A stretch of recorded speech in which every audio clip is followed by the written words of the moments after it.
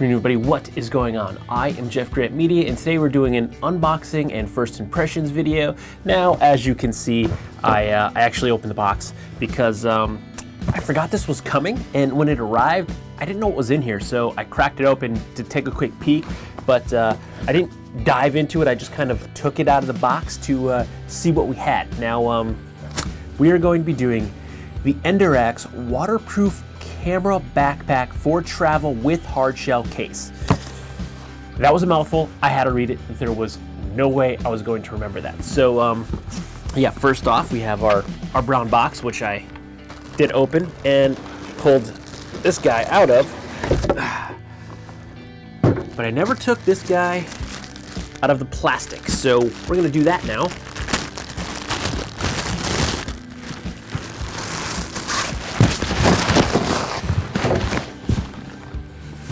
And there we have it. The bag comes in at $84.42 from Endurax on their website. You can also pick up the same exact bag on Amazon for $63.99. The bag is roughly 20 liters in size. And again, the title, as long as it is, says that this bag is waterproof. I have not tested that out yet, but hopefully we get an opportunity to do so. Fairly simple and straightforward. What do we have here? Oh, that's nice. I like that. Okay, so we have, starting on the outside, we have a nice little zipper pocket that's good for odds and ends. I mean, you could probably keep some camera batteries or something in there, but it flips down, and that is the foot to hold your tripod, but we only have an we only have a strap. We don't have a detachable strap, so you're probably only going to be able to use a smaller tripod, like a travel size tripod with this. But this bag is only 20 liters, I believe, so you're not going to have a big kit if you're carrying this pack. So you're probably going to have a smaller, like a travel size tripod. Now, staying with the outside here, we actually have some load lifters, which is a nice feature, but with a 20-liter bag, you're not gonna have too much stuff in here, so I don't know if you're ever gonna really need the load lifters. It will probably help you to dial in the carry of this bag and make it a little more comfortable for you for different body types. So they're not gonna work well, I don't think, to help you hold the load higher up on your back, because I don't think this bag's gonna be that loaded. But it's a nice feature to have. We also have a sternum strap that is on a rail, so that's adjustable. And the clip works as it should. And we have two little D-rings for attachments of doodads or danglies. And we also have a water bottle pocket that's kind of nice here. It's kind of like pleated here on the sides, like an accordion pleat, and this elastic goes through a tube across the top, so when not in use, it pulls it right back to the bag. So that's nice. I love a water bottle pocket that's flush to the bag. It's sometimes difficult to do clean. You usually get like a bunch if it's kind of not necessarily totally flush, but it's against the bag. Sometimes the way that the pocket's made, the material, it kind of gets bulky and it bunches up, and it doesn't look that bad, or it looks bad. This looks nice. It's a pretty clean look, and the design, I like it a lot, actually. We also have a nice trolley strap here, which is great because if you're going to be doing any type of travel and you have a roller bag, pull up the handle, slide that over the handle, and then the bag stays attached to your roller bag, so you don't have to wear it on your back and get all sweaty, especially if you're trying to run through an airport, or if you have a long layover and you want to be a little more comfortable. You can secure the bag to your roller bag, and then that's one less thing that you gotta have on your back. So if you want to just sit down and kick back and have your luggage right in front of you, you can also have your camera bag there. Now, let's see. It's supposed to be a hard shell. It does have some flex to it, which is good, because I wouldn't want this to be completely rigid, because that would probably just make the carry uncomfortable. So it does have some give to it, but it is pretty solid. I mean, it's probably going to offer some good protection if the bag gets banged. So let's let's open it up and find out what we got inside. All right, looks like we have some fair amount of organization here. I do always like when they include these elastic straps to go over the top. That's great for your camera lens. You put your camera body in one of these two slots, and then you will strap this over the lens, and that helps to keep the camera a little more secured. Now, there's no real quick access for the camera, so to get your camera body in or out of this bag, you're gonna have to fully open it, especially because this is a hard shell. You're not gonna be able to just unzip the top and flex it back very easily. I feel like that's gonna be way more cumbersome than the time it would save, so you're gonna have to open this bag completely to access the inside. Now, for a 20-liter bag, it actually does seem like it has a fair amount of space, especially if you're using like a crop sensor, mirrorless camera. Like I use, my personal camera is a Sony a6500. That's gonna fit in here really nicely and still give me plenty of room for everything else. Now, the specs also say this is for a 14-inch laptop, but let's go ahead and see if we can fit a late 2016 15-inch MacBook Pro in here. All right.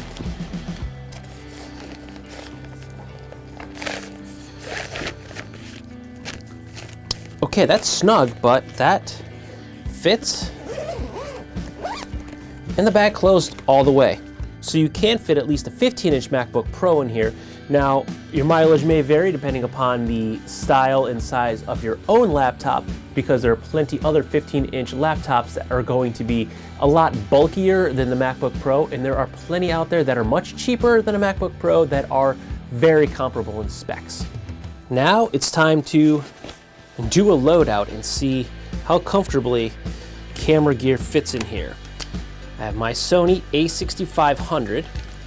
Now, this is going to be a smaller loadout because this is my Wander kit. This is my grab and go kit. This isn't my full freelance gear kit. Now, one thing I'm noticing right away is that I got a lot of space here to play with for my camera, which I do not like. There's a lot of back and forth. There's a lot of up and down. I do not like to put my camera body on the bottom of the bag because that leaves the screen really susceptible if you set this bag down a little hard. So I always, and I recommend you, always put your camera body up top. Now, I'm not gonna worry about this just yet because I'm sure some of these dividers are gonna pull out of here, and then I will do what I normally do, is kind of stick a divider underneath it to bring the camera up and take up some of that extra space. There's also a nice little zipper garage here, but that doesn't seem like a very good feature. It's gonna be good so you're not having a dangly, but the zipper continues past it, so if you push this too far, you're gonna end up getting your zipper stuck in there. So I'm not digging that. I like the feature, but I would have put it all the way against the edge. That way you're not gonna get your zipper stuck in there. This in here to help lift that up some. It's not doing much, it's not enough. Then maybe headphones.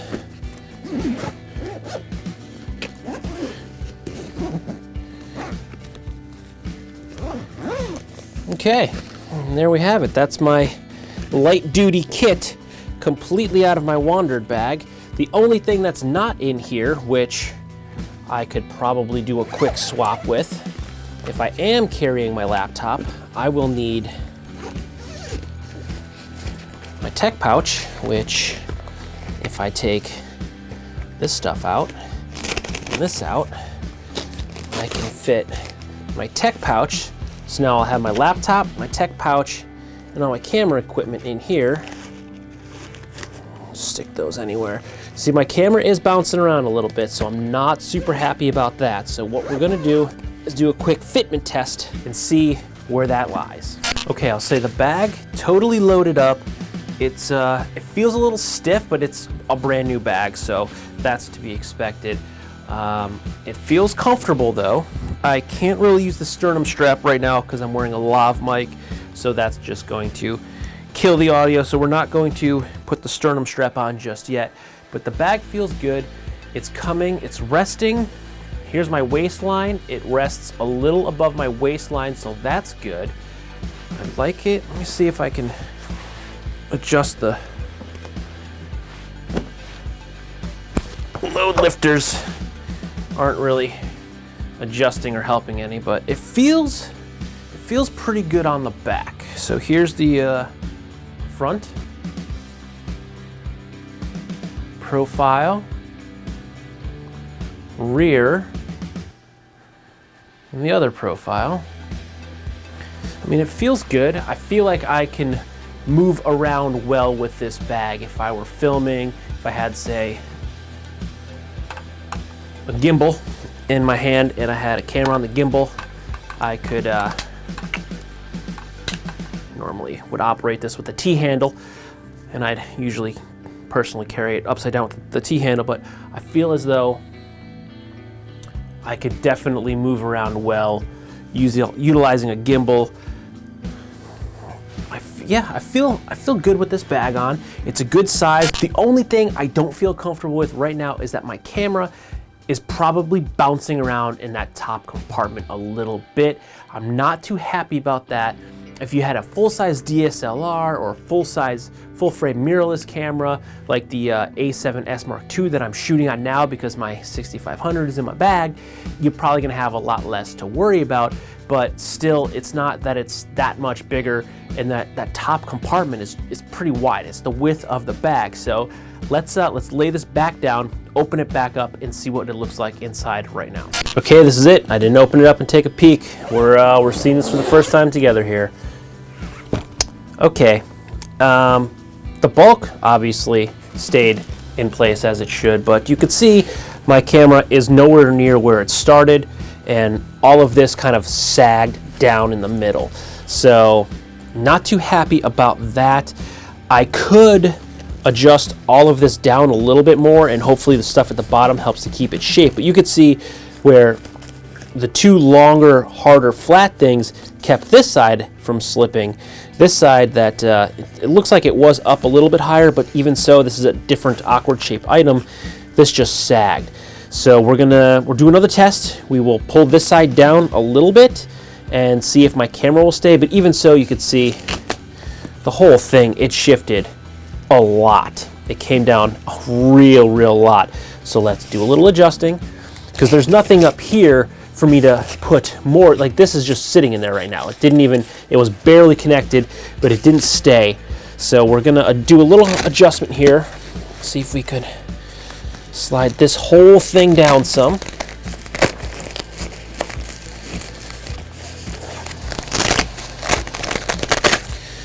Yeah, this whole thing was like halfway down the microphone now. I guess if I put it in the right way, it'll work. Let's try this again. Now I don't have enough room for the camera. Now I already know what's going to happen again, because the camera's not sitting all the way in, because the way this shifted all the way down.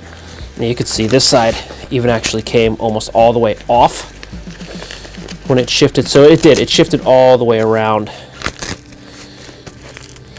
So there's no real protection for your camera. I'm not digging that. Even if I try to do something like that, there's still all of this space without me just... I have plenty dividers at home from other bags, but I don't know. It's just a big area. There's nothing for this to attach to. I feel like no matter what I do, now it's kind of bulking out. There's no way to attach this, so my camera is going to bounce around no matter what. So let's do a quick test here. Okay, so my audio is probably not that good right now because I'm just using the onboard mic of my 6500, but this is the A7S Mark II in that same spot with the wing still adjusted up. But you can see even this camera has a lot of room up here, so this is going to bounce around a lot.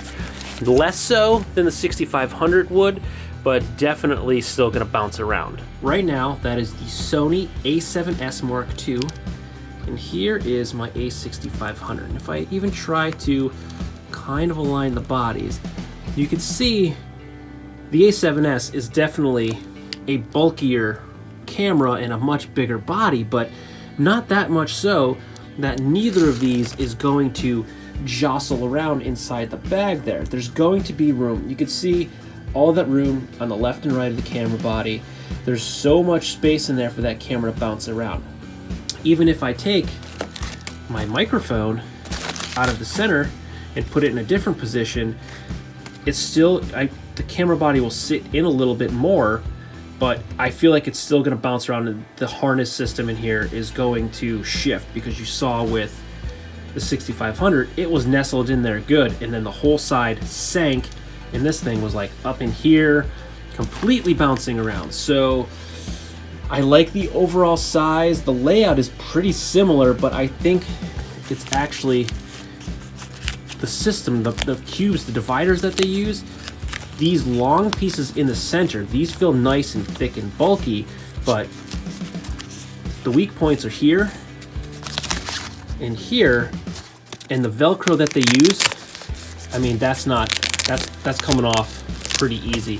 So I think the best thing they could do right now is upgrade the actual hook and loop that they use. Now, for the price point of $85 on Endurax's website and about $64 on Amazon, I'm gonna go ahead and guess they didn't use the name brand Velcro on this bag, because that would definitely drive up the price point. Now, in case you're unaware, Velcro is actually a brand name and not what the material is called. It's actually hook and loop. The soft side is a loop, and the harder, more abrasive side is a hook. And it's essentially, it's just that. It's like a whole bunch of little tiny hooks and a whole bunch of little tiny loops, and they connect together. So the cheaper versions are just called hook and loop, and there's plenty different brands out there that make it.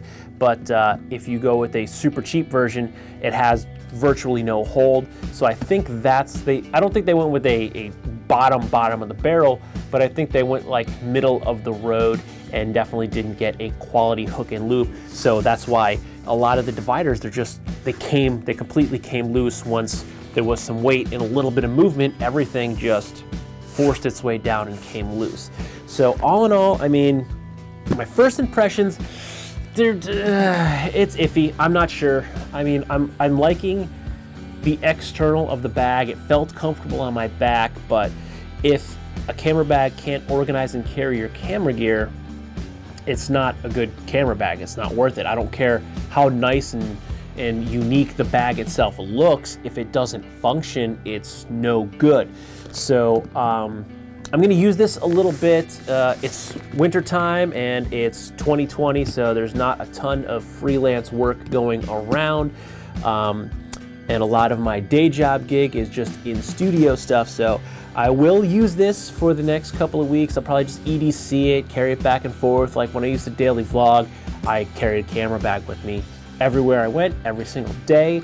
And that's a pretty good testament to how well it's gonna carry, is if I just use it for a few weeks, just EDCing it, as long as I can fit my essentials that I need for work in here, which I know my 15-inch computer will fit in here and my tech pouch will fit in here, I'll EDC it, I'll carry it around, I'll see how it overall works and weighs, and we'll do a full real user review on this thing in the coming weeks.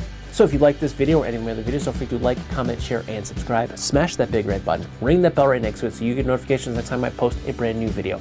Good night.